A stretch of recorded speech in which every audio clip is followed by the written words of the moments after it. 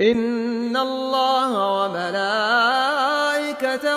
يصلون على النبي يا أيها الذين آمنوا صلوا عليه وسلموا تسليما.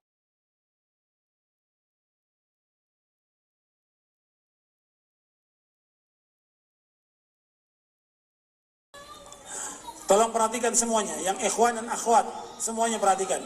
Antum lihat di halaman 108. Perhatikan. Al-Hafidz Ibnu Katsir berkata tentang tafsir ayat ini. Maksudnya salat itu mencakup dua hal. Yang pertama, meninggalkan berbagai kekejian dan kemungkaran, di mana menjaganya dapat membawa kepada sikap meninggalkan hal tersebut, yaitu keji dan mungkar.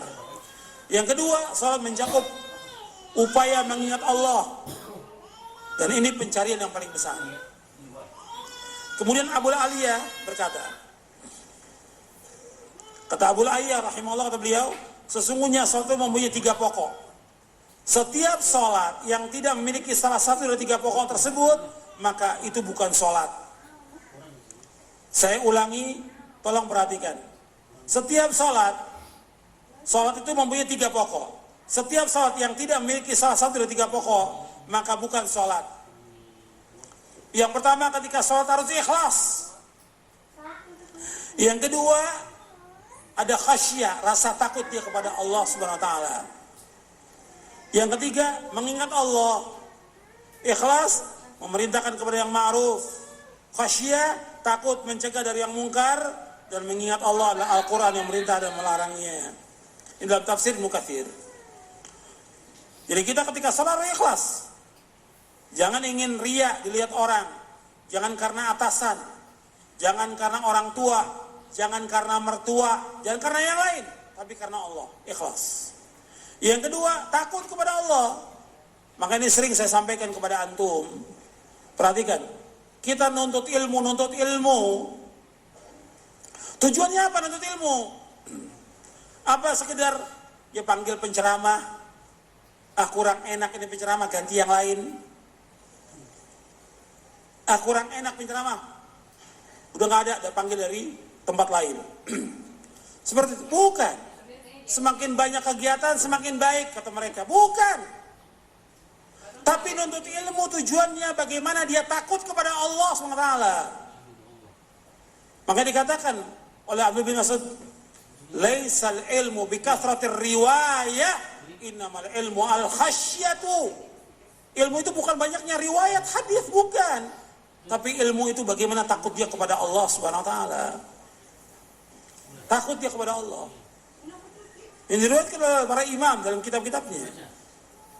Dibawakan juga oleh Imam Ibnu Rajab, dibawakan juga oleh Imam Ibnu Abdul Barr dalam kitabnya Jami' Bainal Ilmi wa Fadli, dibawakan oleh Ibnu Rajab dalam kitabnya Fadlu Ilmi Salaf. Ilmu itu bukan banyak riwayat, tapi bagaimana takut kita kepada Allah. Semakin kita ngaji nuntut ilmu, semakin takut kepada Allah. Kalau ini enggak. Banyaknya pengajian, banyak panggil ustadz, bukannya tambah takut, tambah berani dia. Tambah kurang ajar. Kepada gurunya kurang ajar, kepada suaminya kurang ajar. Adabnya juga tidak ada. Kemudian dalam pengajiannya, selesai pengajian, ghibah, membicarakan aib orang. Bukan hanya itu, bukan aib orang lagi, ustadznya dimakan oleh dia. Ustadznya dimakan oleh dia. Diceritakan, oh ustadz itu gak enak. Wah macam-macam dah ustadznya.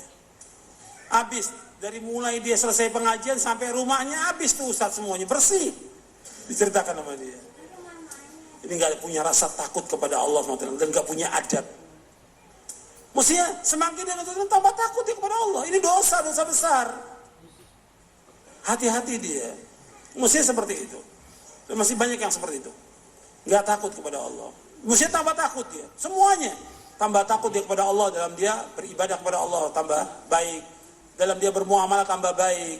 Utang piutang dia bayar. Takut dia kepada Allah. Takut kepada Allah. Jadi begitu. Perhatikan ini.